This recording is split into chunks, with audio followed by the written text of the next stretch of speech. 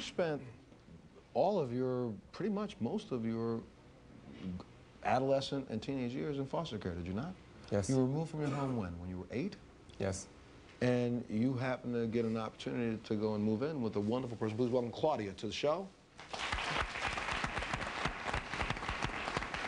Claudia, James moved in with you, how old was he? He's approximately 8 years old. 8 years old. And yes. Stayed with you until he was about 15? Uh-huh, yes. You said something I thought was very, very poignant to my producers, is that as you watched him develop, he didn't seem that much different than a lot of the other kids that you had in foster care, did he? Exactly. During that 7-year period of time that James was with you, yes. How many violent outbursts did you see then? A lot. A lot. How did you help him contain it?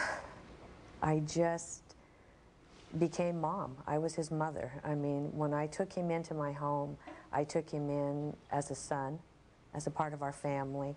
The first person that gave him some love. That gave him love and kindness. He used the term love and kindness, correct, James? Yes. And that's what helped him. That's what helped him to survive. So, Tara, I don't know if you're hearing this or not, but if you're hearing this, that's what it's also going to take to help him get beyond this. Amen. Now, he doesn't understand clearly how to show love the right way yet, but as we start to work through some of these issues, you, as a matter of fact, you had a one-on-one with him, hypnosis session, right? Because he learned perverted form of love. Let's take a look at this. When was the first time you actually experienced this anger? I'd say when I was 8. I feel that if I lose my temper or if I snap at home, my son or my wife could actually get injured.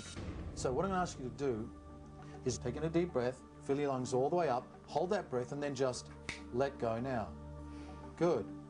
In a moment, I'm going to count down from 3 to 1. When I say the number 1 and snap my fingers, you're going to see the little boy, the younger you. 3 going back, 2 going back further, and 1. Can you see him? Yes. Okay. So what I want you to imagine now is that there's a glass bubble around you and him that protects you both. Can you see it? Yes.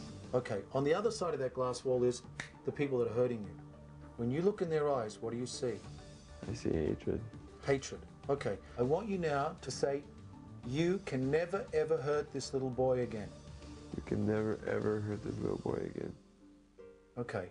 So what I want you to do is look back at the little boy, James. Give him a big hug and a kiss. And now, how are you going to do things differently in your life, James? Explain that to the little boy.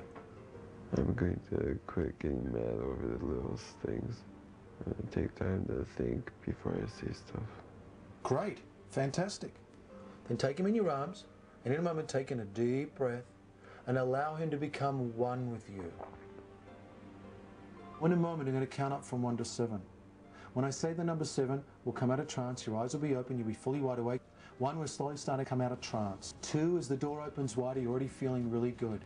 3, 4, 5, you're feeling better and better. When I say the number 7, you'll open your eyes, you'll be fully wide awake, you'll feel great. 6, the door is opening wider. 7, open your eyes, you're fully wide awake.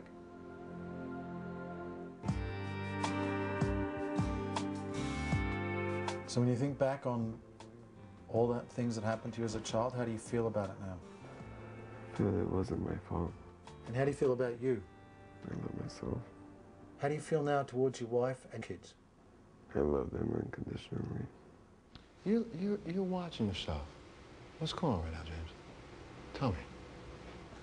I'm just upset about how someone can actually go out and do that kind of stuff, that kind of behavior. That they did to you, or the behavior that you do? Both. Do you think that therapy could help right now? It's kind of a tough sell for me, only because hypnotherapy was just not the way I was trained. Right. So I have sort of mixed feelings about it as a professional. I also believe that whatever works, works, and you should stick with what's ever working. Okay. But I do believe that the process of change is sort of a bumpy road. And in the meantime, I'm wondering what protection really is there for his wife and his child. I mean, that's my concern. The effort seems to be there, the motivation seems to be there, the sincerity seems to be there, but the disorder itself Check and balance. Yeah, the disorder itself is intermittent. It's not there all the time. And most people who have it feel terribly about what they do. So we're going to have to figure out if Dr. Salzer can get you somebody, and we'll do that. All right, we're going to come back and actually sit down and talk to a husband and wife where they're worried about the wife's anger. We'll be back right after this.